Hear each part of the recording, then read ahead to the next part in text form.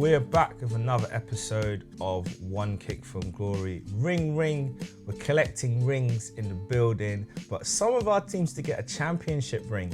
No pressure, Arsenal. No pressure, Chelsea. I'm just saying. It's been a while.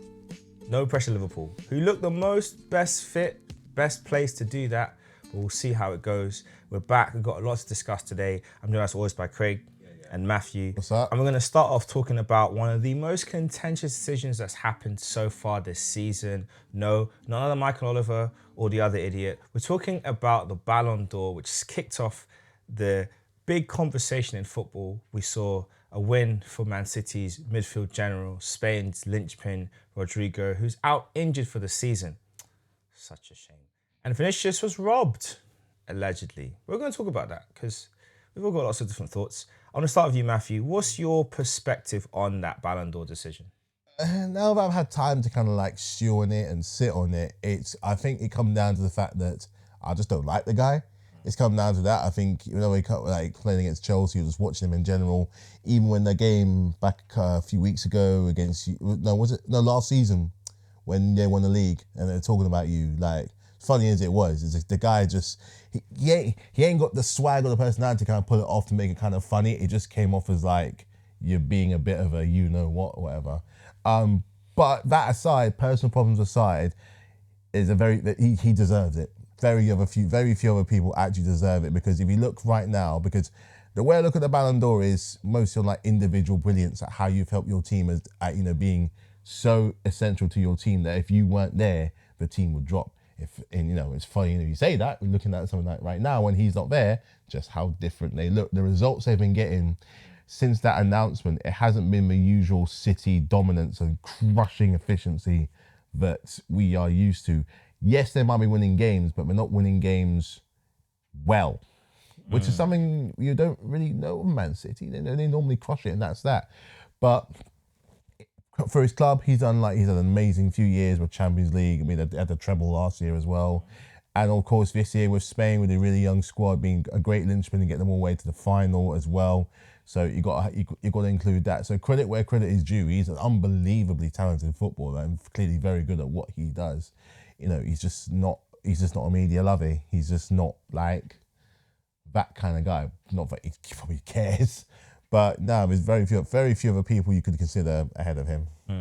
Yeah, I definitely think it was one of the decisions which you kind of look at and think, okay, I can see why it's been given.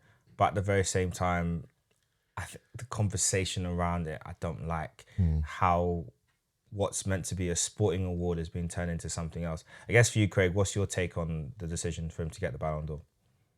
I feel like Vinicius had a great season last season. Was scored in every big game, scored in the final, scored a win in the final, and I thought maybe the reason why Vinicius didn't get it, I thought because for Brazil, it's international football as well, and international football, he hasn't done it for Brazil. Let's be real.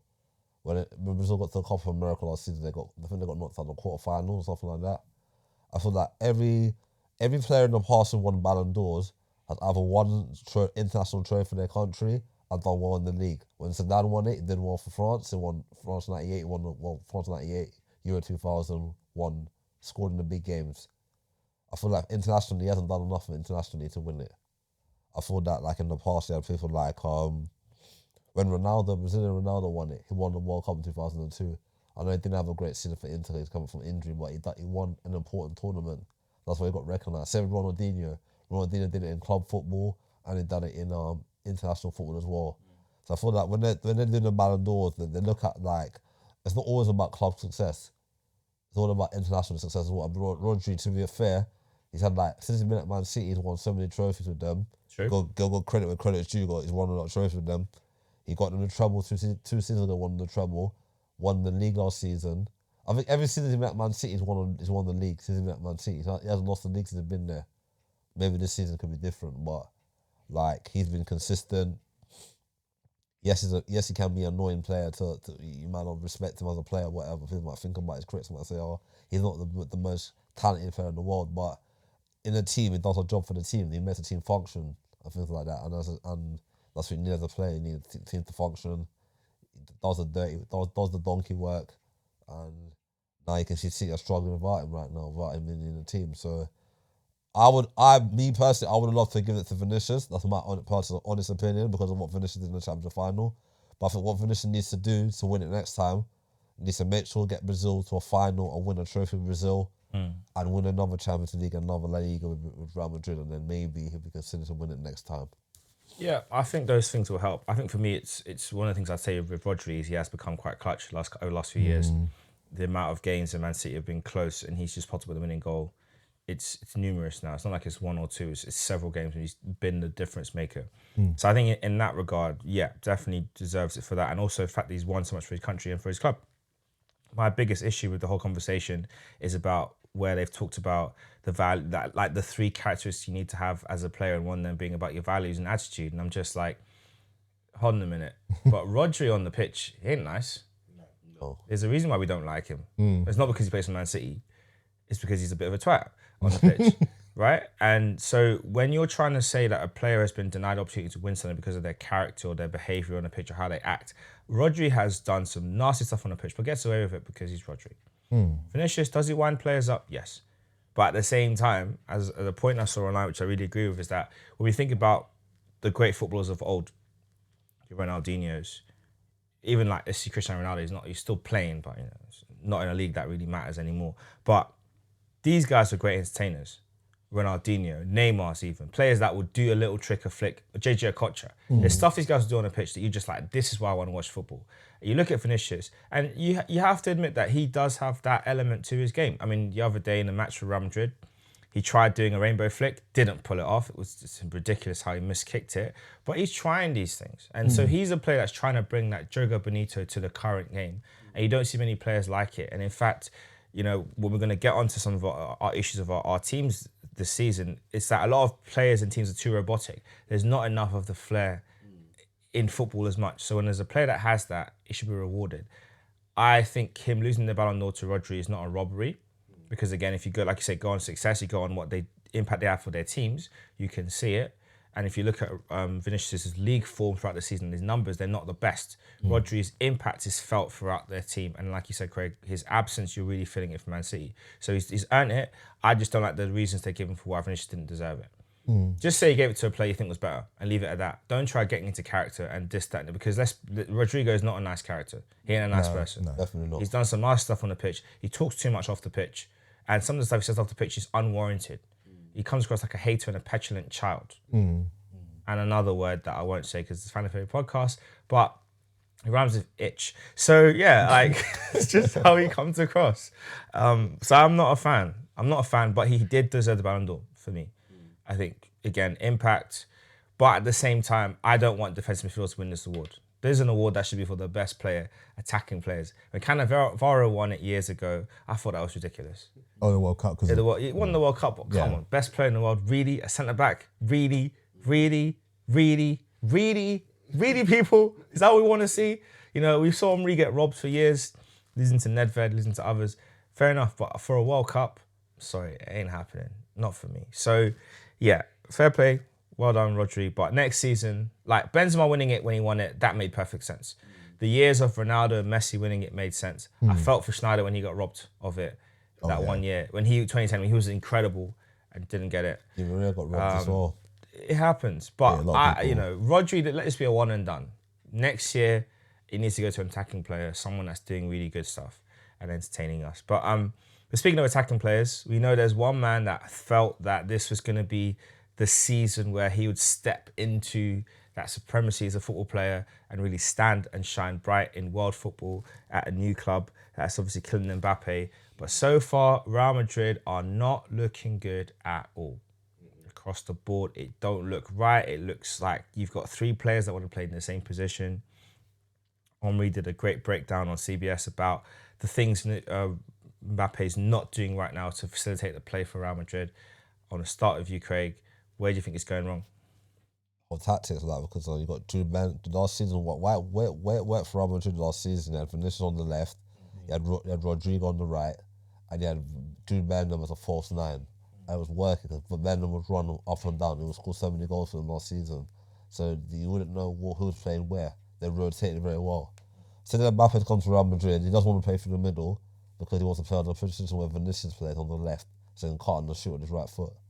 The problem is, as I say in football, or they say in life, too many cooks in the kitchen doesn't make a good, you know what I mean?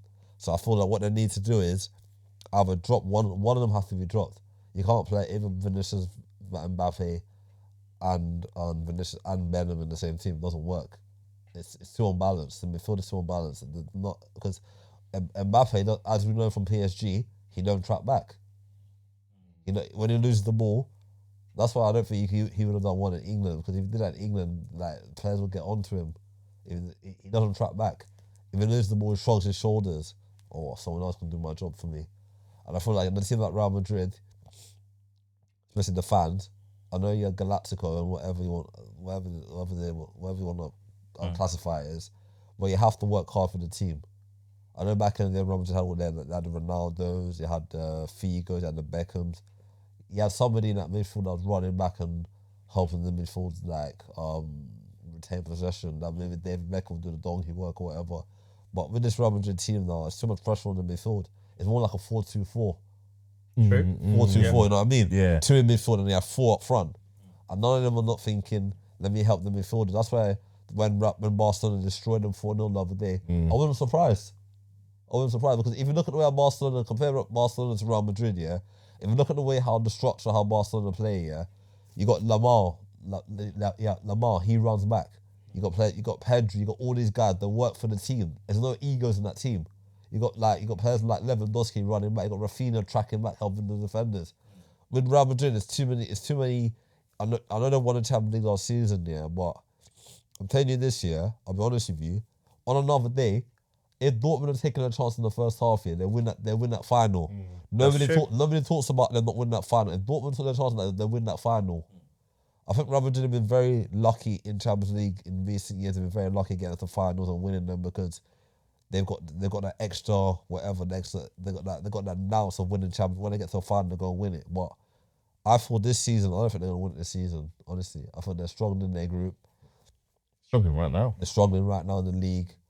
And I feel like if Ancelotti doesn't do something about it sooner or later, he's going to get the sack. Do you think it could come to that, Matthew? Do you think his job could be at risk?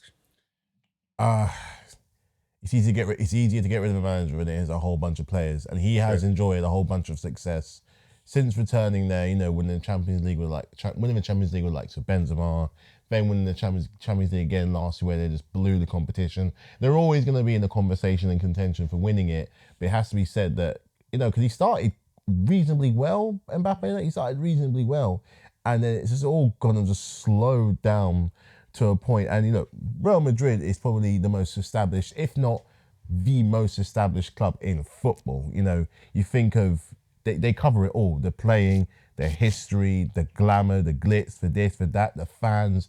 They're one unto themselves. You know, there are managers, there are probably fans who'll see the Real Madrid job more prestigious than the Spanish job itself. So, and with that being a Magista, you have to realize that the way the fans work, you know, this is big business here as well. And expectation is apparent, even when you're doing well. Look what happened to Gareth Bale. Look what happened to Gareth Bale for all that he did, doing almost great moments, the bicycle kicks. Look at how he was hounded there for the return, to the point that, you know what, he's like, I am done. I am out of here. I can't take this no more. I'm doing this and you're not giving it in return. They will, and they already have now, they will turn on you. Like Craig said, if you're not doing the work. The days of those guys, and the trouble is, you know, in the midfield and the forward, everybody wants to be going forward.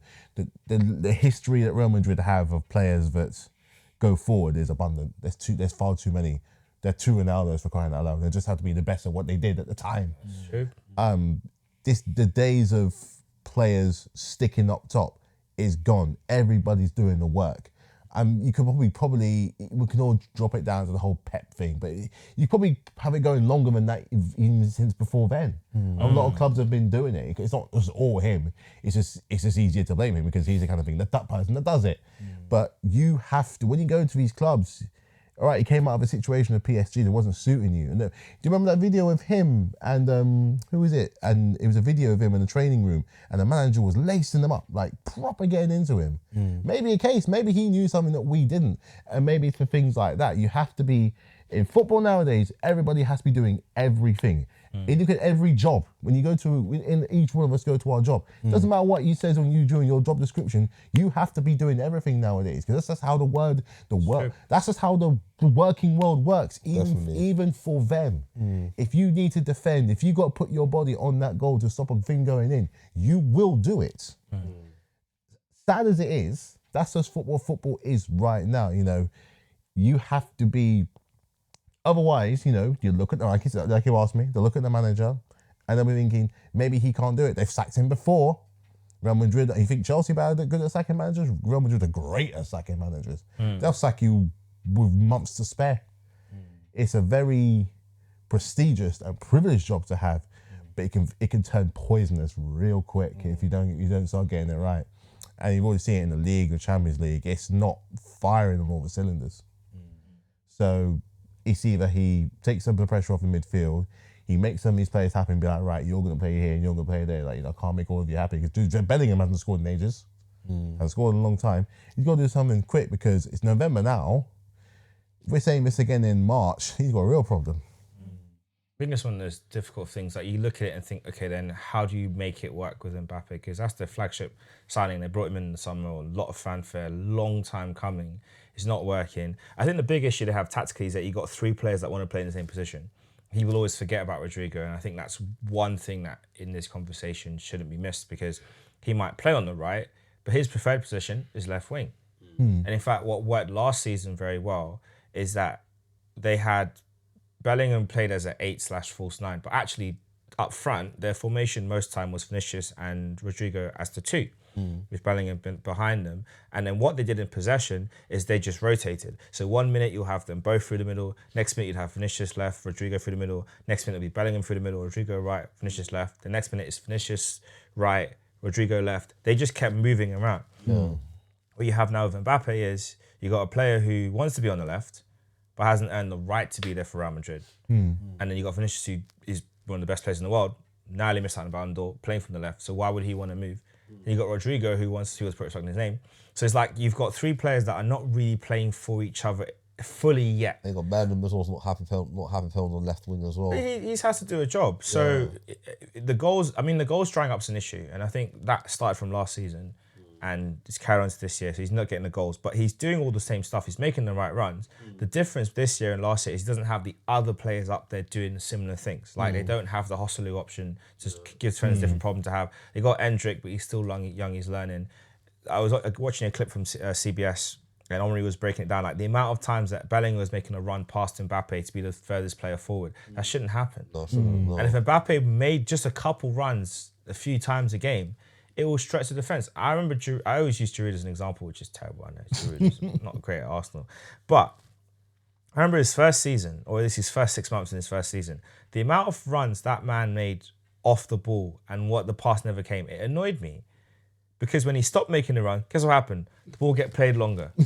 He's not running anymore because he's like, the pass never going to come. But it did something to the defences. Obviously, it demoralised him. But in a lot of those matches, because he kept making those runs in behind, what do defenders do naturally if a guy's going to keep running behind you? They back off. Of course. Or they push forward to catch you offside. Then what happens? If you time it right, you're in. Yeah. But most times they push back towards their own goal because no one wants to run back. We've all played we don't like the running. We don't like doing bleep tests. We don't like sprints around the pitch. We don't like doing the running. The cardio is not, we don't want to do it. So defenders will subconsciously, they'll start backing off. And in Madrid, that would help them a lot because that would create space. Now Bellingham's got a bit more space in the middle. Mbappe will actually find himself having space on the ball because the defenders are going to back off because he's really fast. Now he can kind of hold off on those runs deep, on those runs in behind and just kind of come to feet. But when you watch him, where does he want the ball? To feet. All the time. My friend, you're not in PSG. You need to run. Even Ronaldo himself, Cristiano, when he joined there, what did he do his first season? Did he get number 7? No, he had the number 9. What did he do? He worked. He worked. He started off on that left wing and he worked. He understood, okay, I'm here, I've got to work. When the 7 became free, he went up another level and then slowly migrated towards the middle. And you saw him more in the middle. But he had to work. And Mbappe is going to have to get that on board because if not, holding bench and it's going to be a problem. It's going to be a problem. And questions will have to get made, and decisions will have to get made. If it's just not working, they're going to have to decide. Well, Vinicius has been our main guy, but do we really believe in Mbappe more than him? And if they do, then Vinicius is going to have the whole bench. With Mbappe. No, I said Vinicius will have the whole bench. If they believe in Mbappe that much, for the amount of money they're paying him in his contract, the signing on fee, the fanfare, The flagship nature of it, if this is the project you're backing, this is the guy you're backing and believing in, forget what Vinicius has done. If you're going for Mbappe full time, you're going to have to say, look, Vinicius, you're going to have to hold bench for a little bit. To make it work, you're going to have to. That's going to cause a lot of stress from unrest. Well, they got the right manager to fix it in Ancelotti, because he knows how to work with people. But I just think what they need to do is they just need to get into the habit of rotating positions again. And Mbappe needs to start running more off the ball. He doesn't run a lot, does he? Doesn't move off the ball. And I think it's a crying shame when I think about the end of his time at PSG and how, you know, he had Messi and Neymar with him, and the fact that they've ruined that front three over ego. I just think it's just diabolical. You have two of the best creative players in world football history that can pick a pass even if they're surrounded by 6 defenders, which is a fact because they've done it in matches. And you are upset because you have to play through the middle, which is not really the middle because you can go anywhere you want because those two will just sit behind you and they'll drift and you can just drift wide and you can drift, but you weren't happy because you had to be through the middle. What could have been promised? What could have been what should have been But are returned you from a that left team? winger or are you a striker? That's what I want. What are you? Are you a left winger or are you a striker? For me, honestly, I don't think he's a striker. He hasn't got an instinct. So whenever we compare him to Thierry Henry and all that, I don't think you can compare him to Thierry, because Thierry Henry was a striker. He could play through the middle or he could play out wide. So you can't compare Thierry Henry to Mbappe. That discussion's over now. I don't want to hear anyone talk about Mbappe's a new Henry, because when Henry was at Arsenal, he played when Wenger converted him from a winger to a striker. He scored some phenomenal goals. You hear him complaining about, I want to play on the left wing. He did a job for the team. No, but he did. He did. He wanted to go back on the wing. Wenger said no. Well, yeah, he did, but Tough it out. But if you look at the trophies he won, There you go. he stuck it out and he won big trophies. When he went to Barcelona, he played on the left wing because he had Messi, he had to accommodate Messi, and he had other players, Eto'o and that team. But it goes to show, like, if you're a top elite player, you should be able to adapt to any position the manager puts you. And you have to, and one thing about Real Madrid fans, when they start throwing that white handkerchief, your time is over. It's long for you. And they will let you know, man. Question on that front, Matthew. Do you think it was a mistake him going to Madrid this summer? And where should he have gone if you think it was a mistake? If he didn't go there, he probably ended up like he wouldn't go to Bayern because Harry Kane's there. It still would be nice to see him come to the Prem. I don't think he's made a mistake. I genuinely don't think he's made a mistake because it was a move that was always going to happen. It's a move that he wanted. It's most players' dream place to go to for their history, for success, and just the pride of wearing that badge right here on your shirt. I don't think he's made a mistake, and even now, I still don't think he's made a mistake. I just think that it's a very different place from where he's come from at PSG, where he had a little bit, not as much creative control. He was still the man there, but being the man at PSG is not like being the man at Real Madrid. At Real Madrid, you have to remember, PSG are new money. PSG is new money, and providing as long as you're selling that shirt, the amount of people that I see wearing PSG and probably don't know where it's bloody come from is immense. Immense. Oh, nice Paris shirt. You might think, what? Never mind. Like, that's their vibe. That's what they're going on. And that's cool. Real Madrid, they're old money. They're old. They've been doing this since forever, man. They've held that big hoop trophy more times than I can care to mention, and not to mention everything else. Their legacy, they got legacy, right? And I think he's realised he's getting into something that's he's going to have to produce more than just simply just being there. You don't just get to just be there. Getting into the club is one thing, but keeping your place at the club, that's a whole nother venture he's got to focus on. I just think, like Craig said, he's going to have to just, if he really wants to find that next level, he's going to have to bite the bullet and swallow his pride a bit. And like there may be times where you have to play somewhere where you don't want, but I know that you can do it. Because if Henry didn't do it, he wouldn't be the success that he is. You know what I mean? That's very true. And a lot of players you find that couldn't find that gear, but were simply living off the fact they were so great to watch. There's always going to be that question of what if they did that little bit more. Eden Hazard is a fine case in point. For all of the great things that he did, and Obi Mikel said that he was the worst to train with because he couldn't be bothered. And you just think Like this, and this is funny. Where it goes back to the whole Salah Messi, no Salah Hazard debate. You know, you can. I'm willing to admit that Salah has a better career, but I would rather watch Hazard any day of the week. Hear that? I would much rather watch Hazard. If you gave me on his worst day, I'd still rather watch him. And that's what can't happen to Mbappe, because he's at the age right now where he can still make that difference. He's in his mid-20s. He's only really going to get better. You look at likes of Ronaldo, Messi, and even Lewandowski still doing it. He just needs to bite. He just needs to bite that bullet and realize that you're a big fish in a bigger pond. And he needs to make it. If they don't win nothing this year, problems. Put it that way. If they don't win nothing, and I mean nothing, Big problems. big problems. Well, we're going to talk about move from one problem to a different problem. Is this a podcast about problems, man? Because it ain't going to plan for a lot of us. But we're going to talk about the game that happened at Old Trafford. Unfortunately, Man United saw sense and got rid of Erik ten Hag before any of us could do anything about it. We're not happy. We are not impressed. Ruud van Nistelrooy had a nice little time and shine. And the big man is coming next, in Ruben Amorim. But let's talk about the 1-1 draw at Old Trafford. Leaky Roof Trafford, as we also refer to it.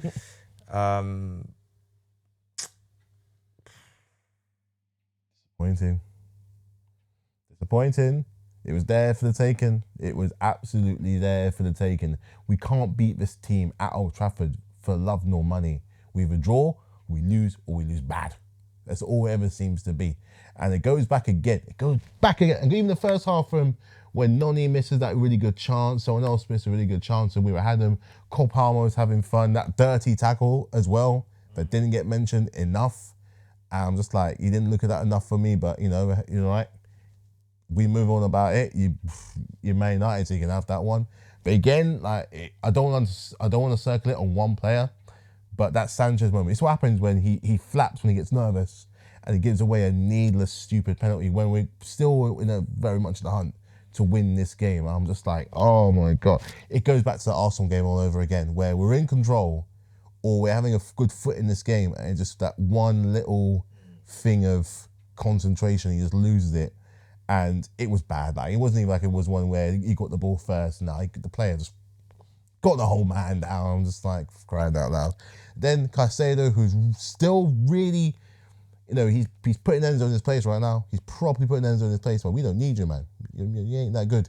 Scores a great goal, but again, it was there for the taking because they're in a really weak spot. They're vulnerable. They're not exactly firing. All right, yeah, they got a new manager, so maybe got a new buzz about it. But there was more from this game that could have been got. It wasn't even the best game in the world, to be brutally honest. It really wasn't. I found myself falling. I was like that because I was watching that on the TV and the F1 on my phone. I'm just like, my focus. But yeah, disappointing. Real disappointing. It's a one that I felt we not so much. If anything, I feel worse about this result than I do about Liverpool one. Because the Liverpool one I didn't expect to win, but we tried. We pushed them to a thing. With this one, it's a game that you really felt we could have done something. I'm not saying they wouldn't have scored or anything. I can't expect them to score, but we could have done a bit more. We really, really could have done a bit more because it kind of reminded me of the game against. It was a similar feeling I had coming out the Carabao game from Newcastle, where we just kind of just gave up. So yeah, disappointed, but they had that one. I'll let you have that one. Okay, let's talk about that Martinez tackle. It's not the first time this season he's jumped in, left someone a player. Do you find it strange that he's gone unpunished? Or do you think it's part of Howard Webb's refereeing plan? As I said before, the referee doesn't like our southerners. The referees in the Premier League don't like our southerners at all. I don't respect, like, players like that should be banned for a long time. He could have ended his career. It's a horrible tackle. Right above the knee, yeah. Right above the knee. Awful. Horrible challenge. Disgusting coward challenge. Like, this is not 1955 or 19 whatever what year where players do their kind of disgusting challenges. Now, in 2024, I'm still talking about challenges like that. VAR, I'm telling you this for sure, Clive. If that was a Chelsea player to a Man United player, that player would have been sent off. Sent off, banned, That's fined. an Arsenal player done that to any other player, they've been sent off straight. It wouldn't even need to be VAR. Straight red card. Banned for 6 games. So honestly, I'm getting to stay now. I'm really getting fed up with the referees in this country. I'm getting fed up with the referees. They're not good enough. Let's be real. They're not good enough. None of the referees in the country are good enough anymore. They make mistake every single week. And that same referee who made that mistake on Sunday, Matthew, will get a game, will referee the next game on the weekend. No problem. No problem. Exactly Don't worry about it. That could have ended Cole Palmer's career. It was right at the top of the knee, Clive. The stud was like showing like that. Disgusting challenge. Like, and you have to protect these players. I thought flair players don't get protected enough in the Premier League. It happened to Bukayo Saka, Cole Palmer now. All these good players, they're getting kicked out of the league. Getting hacked at. Don't be surprised in a couple of seasons if you see Cole Palmer go and play in Spain or Bukayo Saka go somewhere else and play in another country because the way the referees are not protecting the players is horrible. But it's been that way for a long time. I remember Hazard used to accuse him of being a diver. So one day on Instagram saying, look at my leg. Had bare cuts. Yeah, he was But at one getting point there was hacked blood coming through his sock. all the time. He was the most fouled player. I think at one point he was Robin, all these good flair players will get kicked out of the league. Like, it's horrible. Like, even Reyes. I remember one game, Gary Neville and Philip Neville and Paul Scholes. I don't forgive all 3 of them what they did to Reyes. Reyes absolutely destroyed all 3 of them. Everything Reyes got the ball, kick. And then when we played Man United at Highbury for the return game, that's why Vieira and Gary Neville had beef. Because Vieira said to Gary Neville, like, you're not going to kick our players today. And then Gary Neville got shook and went to go get his brother Roy Keane. He got shook. He got shook, It wasn't like Vieira was threatening him, like, going to beat him up. Like, Vieira just said to him, listen, you're not going to kick our players today. Then just get Roy Keane when the Roy Keane has to be like the big... I see what So that's what I'm saying, like, it's horrible, like, for Cole Palmer, I heard that he's a doubt for the game on Sunday because of the knee injury. So hopefully he recovers, like, because he's not playing tonight. He's not in the squad, so he ain't playing tonight. So that's one. It was a horrible challenge, man. They could have ended his career. Honestly, it was disgusting. When I saw the challenge, and I thought the referee didn't even book him, or did he even get booked? He didn't even get booked, did he? I don't remember him getting booked. I don't think he got didn't booked. go to VAR. He didn't go to VAR. And even the commentator was saying, "What kind of that challenge could have ended his career?" And then what? Terrible. And then what? But, such is life. I guess, Man United have a lot to look forward to now, Ruben Amorim. In fact, there's some funny quotes going around. Whether they're true or not, I don't know. But he said that he didn't want to join Man United in the summer because he wanted them to be at their lowest. So when he comes in, it feels like he's a new Fergie.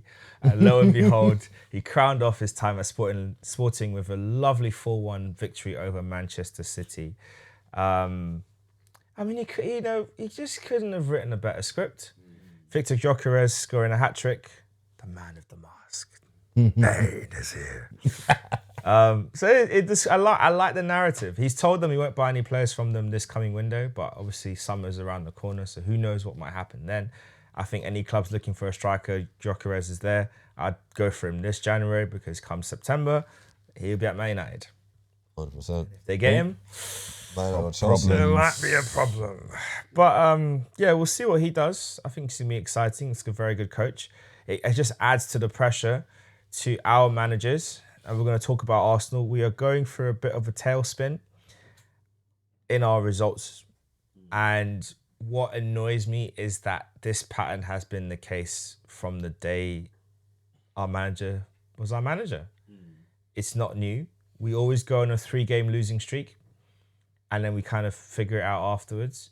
It's just the fact that it's to me, it's just like, when are we going to grow out of this bad habit? You can have one bad game. That's fine.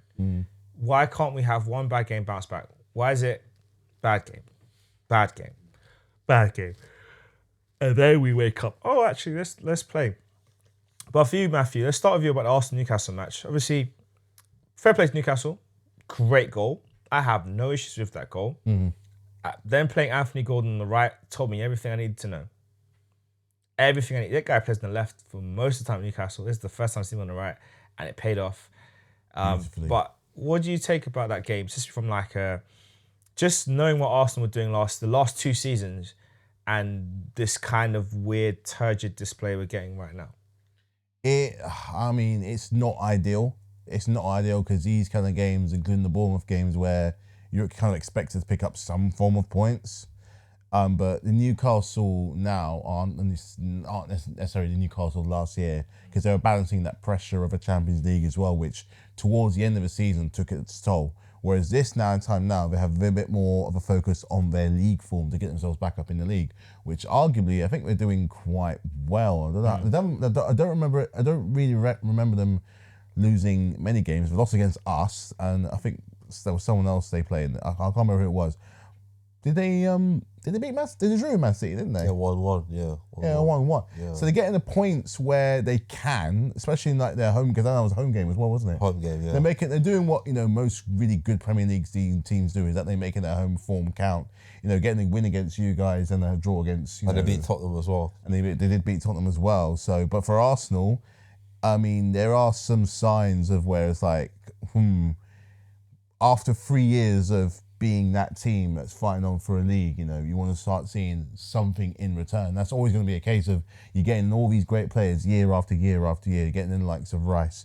When you got in the likes of Zinchenko and Jesus at the time, it was seen as a really big swoop because they were winning everything and under the sky at Man City.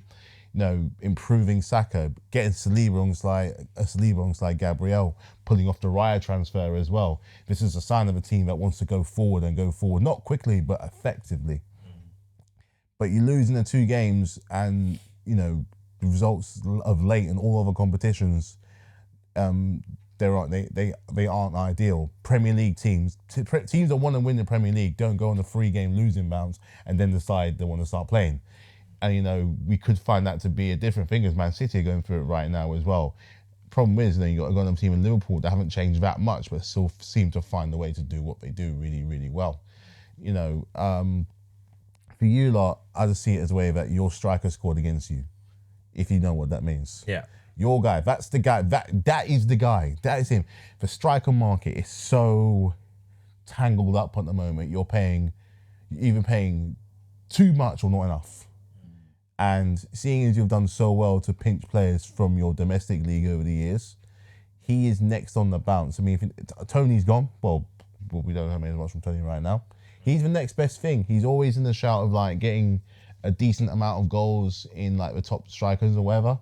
He's still quite young. He's still gonna be very, very effective. He's got a decent return so far. If I'm looking around in January, next month or so, is that if you want to, I've always kept saying, if you want to be having that title conversation again, you need a guy that's going to get you at least 15 goals. He's a guy that can get you 15 goals, minimum. Just speaking of Tony, so far in the Saudi league, he has played 7 matches, scored 3 goals and got 2 assists. He's got no goals in the Champions League though over there. He's played 4 matches, but he's finding the net. Finally, sir. You know how it is with strikers right now. You know what striker is really doing well right now? Chris Wood. Yeah, 3 and 3. He's back in form is again. On fire. I'm not saying you go for Chris Wood, but you get what I mean by when you have a striker that's on form, just what they can do. Solanke got 2 against Villa. Yep. 2 good goals as well. 2 good goals Great as well. Goals. That was thrashing. Your striker scored against you. That's all I'm going to say. I think one of the bigger problems with Arsenal these last couple of games, I think, this season in particular, defensively we're not as strong as we have been in the past. Like, so far we've conceded 11 goals this season. So far. Man City have also conceded 11 goals. They've scored 21 and we've only scored 17. Liverpool have only scored 19 goals, but they've conceded 6. So it's like 6. So wow. I know, right? So that's the thing. So Man City, you can see their problems are they're not as strong defensively as they used to be, because 11 goals conceded for them, that's unusual. 21 goals scored is kind of in line with what you'd expect. Arsenal, we're conceding too many goals. If that 11 goals was cut down to, say, 6, you would have had a couple of draws and wins in the basket. But we've not. We've just not secured at the back. And, of course, in attack, I mean, last night against Inter, we did, 40-odd crosses in a game? I've put my hair out, literally. Inter had picked their tallest defenders and said, go on then. Go on then. And then we just kept putting the ball in the same area. Like, it only worked twice. But Matthew, one thing you got to understand with Italian teams, when it comes to crosses, then that's their bread and butter. They can defend crosses. I think to myself, play it low. I'm saying, play it low. Just low cross. Let's see what happens. I feel like I honestly feel Arteta's run out of ideas now. It's reached a stage now where he's run out of ideas. Like doesn't know. And against Europe, when he plays against the better teams in Europe, he still hasn't. He's been Arsenal manager for 5 years. He still hasn't got that. I think the big issue with Arteta, and it's been there from the beginning. It's the reason why this season when Smith Rowe broke into the team because we were having the same thing. We were working it wide, crosses, no central creativity. Odegaard being out injured, no central creativity. Our attacking play, I know we scored 90 odd goals last season, so it's the most in Arsenal history in the Premier League. Fair enough, whatever, whoop-de-doo. But in general, our attacking play is still not quite right. Our best season was still the 22-23 season when we were running away with it, and then we kind of ran out of steam. We've not returned to that level of free-flowing football. I know last year we scored a lot of goals, and that sounds contradictory, but when you watch our general play, we're not creating the type of chances where you can say, okay, we created a lot of types of chances where you're expecting goals, like through the middle. We create chances. In most games, we should score at least one goal, probably 2 or 3. Yeah. But we're not in a game. I've not seen a game where I felt we left 6 goals out there. I've not felt that for a while. You know the thing is as well, yeah? That season you're talking about, that's Jay-Z's first season. By half time, we're 3-0, 4-0 up. Remember? In the Emirates, we're conceding 3 or 4 chances, we're going for goal. Bang, bang, bang, goal. We're creating chance on the chance. I just said, we haven't done that. I don't know. I honestly don't know what's happening with our attackers. I think the problem with our attackers as well. Like, I think, like, you got Martinelli. Martinelli that season scored 15 goals that season. He plays too wide. He plays too wide right now. He's always on the wing. He was not on the wing in school. He was running through the middle, cutting in. And I feel like his confidence was his shot as well. Saka, you know what you're going to get with Saka. Like, he'll just cut it on his left foot and bang, goal. I feel teams have worked out how to play against Arsenal now. Block Saka, give the ball to Martinelli. Martinelli's not going to do any impact anymore. Double, triple team Saka, force across it. And force the ball to Martinelli. You know Martinelli's not going to score goals anymore. Not the same player he used to be. So his confidence is shot. His confidence is gone. I think you can refind it. But yeah, I think our big issue is lack of that central penetration in build-up play. And our number 9, Havertz, I played as a centre forward, yeah? I'm telling you, if I'm playing the Arsenal team, do you know how much goals I'm scoring in the Arsenal team? I'm scoring so many goals in the Arsenal team. You know why? Because there's so many chances he puts in the box. Like, if he'll cross the ball in the box, he's not in the box to get the tapping. My tapping, I was scoring like world-class goal. I'll score so many tappings, but I'll be clever enough to see when the ball is dropping in the box. But there's a lot of chances he doesn't get onto the end. A clever striker like a Gokarez or maybe a Isak will sniff them chances like a poacher. We don't have a poacher in our team who will sniff them chances in the box. Like, someone they keep on parrying the ball, someone to rebound it, bang, goal. I agree. I do think as well, though, that our team are suffering from the system that we've created. It's not a bad idea having this defensive stability and build out from there, but I think the balance isn't quite right. No, that's not right. We've got too many players that are out of form. Players like Marino, who's still adapting to what we want to do. I think starting Havertz and Trossard has created an issue because it almost feels like they're switching positions at times. Yeah. And I think Trossard just needs to be dropped. It's not working right now. So we need to find a solution. And Nwaneri is there, and I think should be playing more and for longer. He should be playing longer. He should be playing more minutes. But at the same time, we're going to talk about the man that's left, Mr. Eddie. You can argue the problem started in the summer. There was a massive article released after Bayern Munich knocked us out 1-0. Yeah. 1-0. We couldn't even get a goal. After that game, saying that we need a game breaker, we need a player that can make a difference in the final third. We didn't even sign that person. Didn't. We signed Sterling last minute, cut price deal from Chelsea, take it or leave it deal, which we offered them and they accepted our terms. Crazy. Calafiori, great signing so far. Really happy with him. And in fact, when he plays, you see that dynamism back in the team. In fact, Timber was showing it last night when he ran down the wing a couple of times against Inter. Marino, I know why they've bought him, and I think that's to kind of bring back the qualities Xhaka had in our team, that continuity player, that player that can just slip this pass through the side. At the moment, right now, he's still not in tune with our way of playing because at times he's running too far forward too quickly. He needs to hang back a little bit. He's not overlapping on the wing yet. So he's still adapting to the system. That's it, isn't it? 3 signings, yeah. That's it. And the goalkeeper, that's it. And then obviously you've got Raya, and apparently he bought a couple of young goalkeepers in Nygaard and Tommy Setton. But That's about it. Nobody else. where's the players where's Saka's competition? Where's that wide player that's going to get and goals? hold on, let me tell the players who sold this one. Smith Rowe to Fulham, Reece Nelson to Fulham on loan, Fabio Vieira to loan. Porto on loan. Who else did we get rid of? We got somebody else. What else did we get rid of? Tavares on Tavares loan. on loan. Sambi Lokonga on loan. Cedric let go. Cedric let on go. a free, and Lenny on a free transfer. Ramsdale gone to sold. Southampton. So we didn't really. Our transfer window out of 10, I'll give it a 1 out of 10. Whoa, 1 out of 10, you know.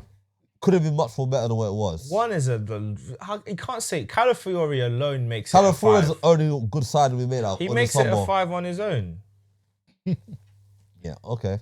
You're missing that marquee guy. Missing that marquee sign up front. I agree, but 1 out of 10, that's outrageous. I think we've left too much at the door, and players like Jesus has not rediscovered his form. Obviously, Zinchenko is clearly getting frozen out, looking to move on from him. But there's games, and I'll be surprised to see what he does at the weekend, because it might be a game for Zinchenko to come in and start at left back. It's a big risk, but we're not creating enough through the middle. We're getting the ball wide, but I want us to be slipping the ball through the middle. I would rather put Zinchenko in midfield and put him on the left back, because Play him in there, man. I'm telling you, if he's playing against a Cole Palmer or he's playing against a Madueke at left back, he's going to get roasted and toasted on that game. I'm telling you that for sure. And I know for sure if he's playing, Chelsea fans are going to be licking their lips and say, yes, easy target. Was Zinchenko? If he plays on Sunday, he will get destroyed. It'll be interesting. I don't know if he'll be destroyed. I think it'll be interesting, because I think I'm looking at more from what he can give us on the ball. And I think we need that control back. If Odegaard's not fit enough to start, which we don't know what they're going to do, if they're not going to play Ranieri, I don't want to see a midfield 3 of Trossard, Partey and Rice. I don't want to see that. Rice is injured. I think he's broken his toe. The rest of them, he'll play at the weekend. I don't want to see that midfield 3. I do not want to see it. Only 2 of those guys should be on the pitch together, and that's Rice and Partey. And then the third one, if Odegaard's not fit, Ranieri. bring in Ranieri. And if you want to try this option of playing Zinchenko in there, fair enough, put him there then instead, because he can pass the ball. But I do not want to see Trossard in there, because he's not doing enough for me. He's just not doing enough. He's thinking at the moment. He's only playing on merit. He's not playing there because if other players were fit, he'll be on the bench. I don't get how Sterling didn't come on the other day. I was saying that to you yesterday. I said, Clive, why is Sterling not coming off the bench? And he said to me, I don't know. Obviously, he can't play at the weekend. Yeah. He's on loan from Chelsea. So you play him against Inter. Take off us. I'll be honest with you. I think Arteta's been too low of players. A bit like what Wenger did back in the day. Being too low of players and then letting them down. In the game, Marcelo was tired yesterday. Take him off. Bring on Sterling. Give him 20 minutes or so, whatever you want to give him. Give him a chance. Ranieri was on the bench for so long. As soon as Ranieri came on, we almost scored from him. Very unlucky with that shot. Because he was getting the ball in the middle of the pitch where it's the most dangerous part. Yeah. And where you can really affect things. And where you force defenders to make a decision. Because what we're doing when you put it wide, if you're a centre back, I don't have to worry about that. All I got to do is mark my man, have one in front, one behind, good job, and then the wide man can just do his thing. Yeah. When you're playing through the middle, you got to engage, because it's that gap in between the defensive midfielder and the centre back. That sweet spot. The defensive midfielder might not be able to come back at you because he's got to think about the other runner you've got next to you, which is Partey. He might get the ball, do something. Centre back, you got to engage. You got to come towards the ball, and at that point, you got space. So if you got a little run from Martinelli out to in, have a little spin, that ball can just get slipped through to you, and that's the thing we're lacking. We're not playing in that area to really affect the game, and we're just getting it wide, and it's just crossing inshallah football, and it's not what we're about. Arsene Wenger must be shaking his head like this ain't what it's about. I was shaking his head at Arteta, thinking, Arteta, I was your manager. I didn't teach you to play football like that. Honestly. I mean, I think the Mourinho comparisons are very harsh on Arteta. I don't think he's like Mourinho, because Mourinho defensively was a lot more solid. Anyway. But I don't understand. Like, you learned from one of the greatest managers of this football generation, of this era, Pep Guardiola, and we're not playing, and you haven't learned like how to play better football. I think, and you can't say he hasn't got the players now. On that note, I think maybe it's too much like Pep, because if anything, Pep's football is all about control primarily, but then he has got exceptional players that can make things happen. But if you look at the players who's been at Man City, who've stayed and who've moved on, the ones that have all been moved on is all the real maverick, crazy ones that do what they want. Yeah. Sane didn't last long. Sterling, Then gone. last long, yeah. Mahrez, Gone. but he could also fit into the system of I'll do what you want me to do, but he's a maverick. De Bruyne and Haaland, I don't count them in that because they're still system players. De Bruyne is just an exceptional player that has that maverick gene, but fits within the system. Foden as well. Yeah, but then, there's no gone, players boy. that could just take it and do whatever they want, dribble. Why do you think Grealish has been on the bench so That's long? what I was saying to you. Grealish is strong there. He's He's a maverick player. It don't work. And they're sterilising him. It They don't are work. sterilising So him. Arsenal right now, we've got Saka who's kind of able to unshackle himself and make things happen. Martinelli hasn't quite worked out what to do to be effective attacking wise. Jesus' confidence is in the toilet, and he needs to lose a little bit of weight and get back on it. Because I want that guy sharp. I want him to start on Sunday. I want him to start because I think he's got something. He's been holding back. He's got something for me. I thought he might start on And then I Sunday. think Havertz again. If we don't have a fit, Wanye, whatever, Odegaard's not ready, I'd probably even go Jesus, Havertz, have the two of them on the pitch together and have Havertz in midfield again. I know we say it doesn't work, but against you lot, he might have something for you. Question though, if the right money came in for Jesus right now, would you let him go? I would. If the right money came in and we can use that money to buy his replacement, I would happily sell him on. Yeah, I would as well. because I'm looking at someone like him because when he came in the first time, that was his big opportunity, and I think it started all right when he first came in. It was like, it's going all right, because that first season he didn't score many goals, But that's they were because exciting goals. though. they were good goals. But that's because everyone else was scoring. Yeah. So he didn't have to necessarily. It's like when Drogba first came to Chelsea. true. Yeah, it's Chelsea. true, though. He didn't have to necessarily score Yeah. all the time because everyone else was doing it for him. Of And he course, came of from course. all around the pitch. Came from Lampard. He came from Good Johnson. Came from there was a guy called Iron Robin as well. It was coming from everywhere. So it was kind of complimented. So that first year he came around, it complimented him because everyone else was getting on the score sheet, and literally everyone. But as time has gone by, it's like you brought a guy in who clearly knows who played in a system and a team who knew how to win. And you want that to be transferred. That's when he brought him. And Zinchenko, it was an intriguing one because like they're two quite essential players from that team, and they've come over fairly easily. And it's just a shame to see that like it just hasn't worked out. it hasn't worked out the way that you want it. And go back to the whole playing like Pep thing. It goes to show, and this is what's happening. There's one other team that tries to play like Pep in the Premier League. It don't work. That's Southampton. Nah. You can't. No, don't. I can even. and I will No. because that Bournemouth game told me everything I need to know about this damn system. You only do it if you know how to do it. Hey, we know and how you to got do it. the man to do it. I ain't They having don't. that. Nah, you can't be comparing Arsenal Southampton, man. Not comparing Arsenal way. Southampton and comparing Pep and Southampton. Yeah, I wouldn't even do that either, man. That's sacrilege, man. He's no lost 3 way. games in a row. He's trash. Southampton.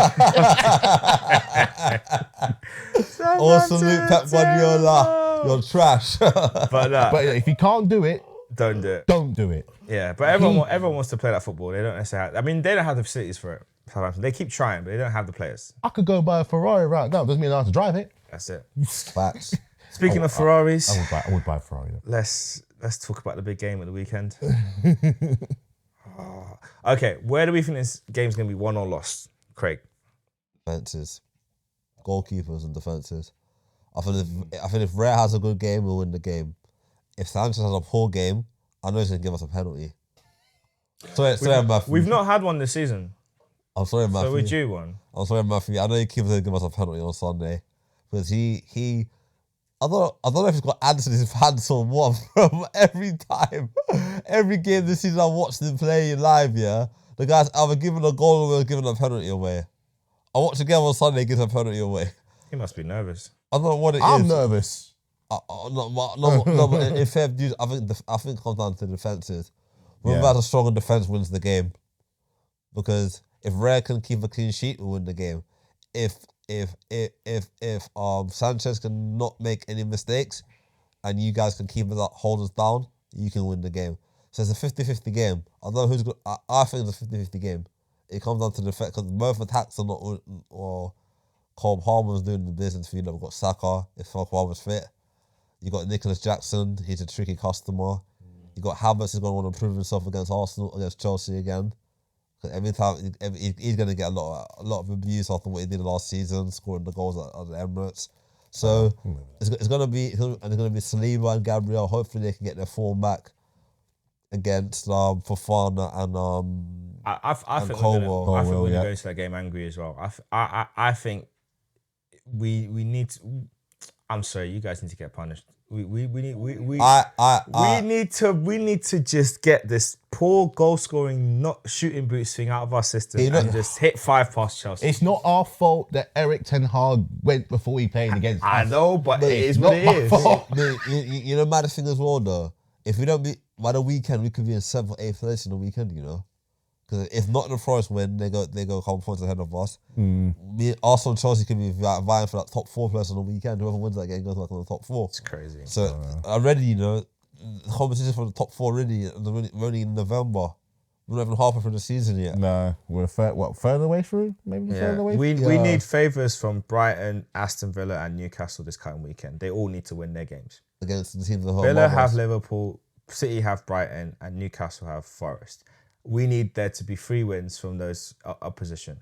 I will take a draw between Forest and Newcastle, but only that match I'll take as a draw. The rest, it needs to be 3 points. Yeah, okay. If we need to catch up, like, let me ask Matthew this question and see what you think. Easy. Do you think if you guys can go on a good run between now and say February, not exile the Arsenal game, but if you guys can go on a good run between now and February, do you think you guys can be in the title race this season?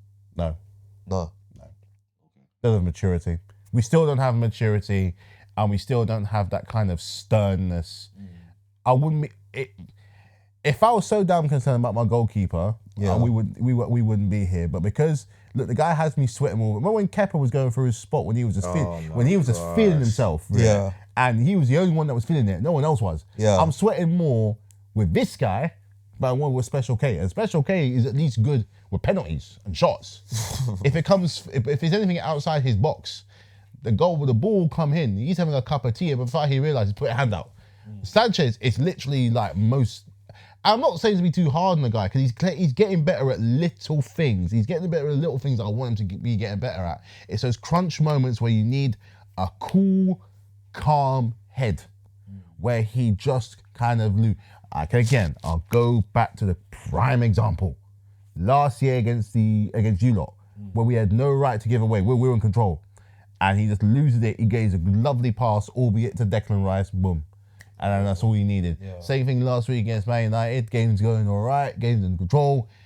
And then he swipes at things and he panics, boom. And then down penalty.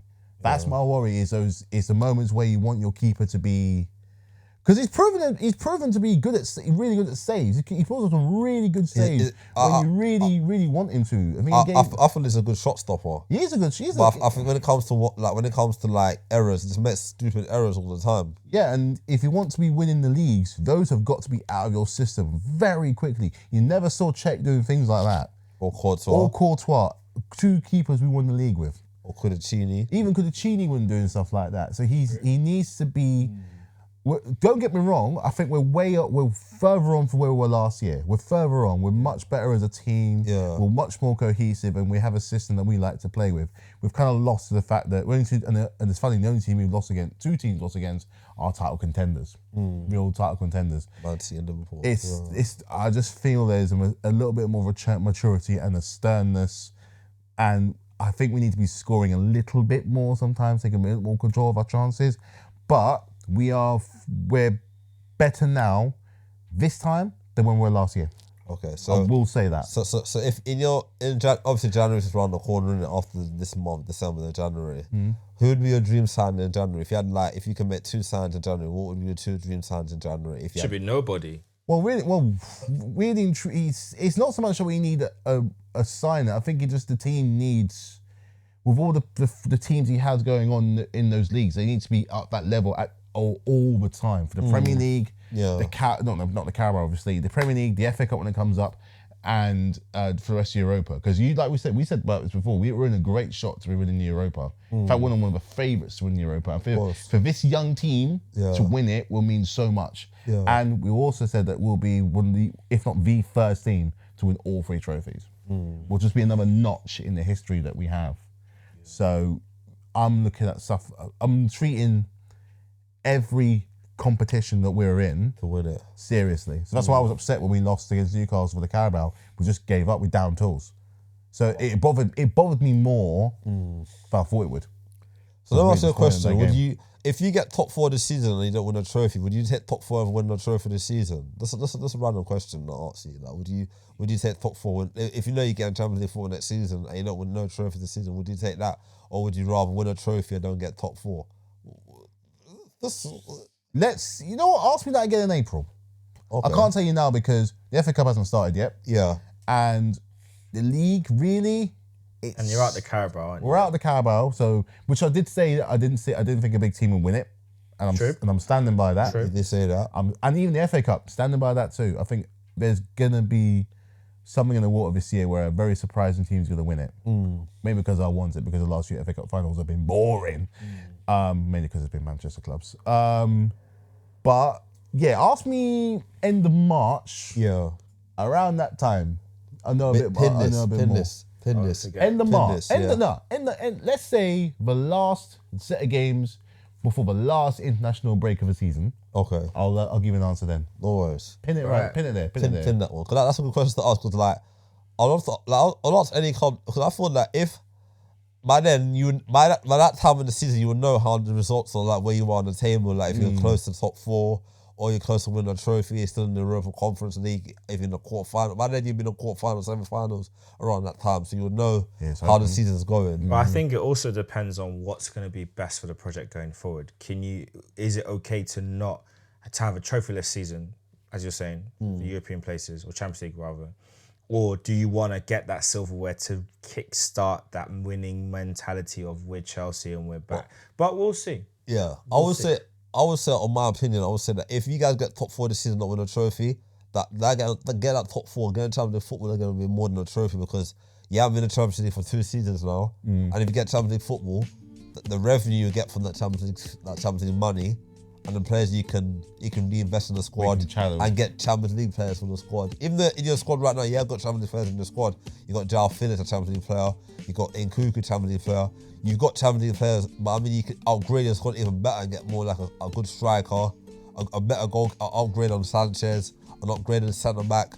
Personally, I think Chelsea should just get a new goalkeeper and that should be it. Petrovic. That's it. Bring him back. Yeah. Because that's your biggest weakness. I mean, you could say striker, but I think Jackson is developing nicely. It's given to the end of the season, see how it goes. Yeah. Unless if there's someone big on the market comes available. Osherman's available. Will be available in the summer. So he's available in January. He is available. But knowing Chelsea, they might go and buy him. Knowing you guys, we were going to go for him, and then thingy that happened, didn't His it? agent's messed up. But anyway, I think we'll call it a night there. It's been a fun episode, fun podcast. Lots to talk about. It might not be going to plan, but come Sunday, one of us will be smiling. Hopefully, it's a red smile. See you all next time. Peace.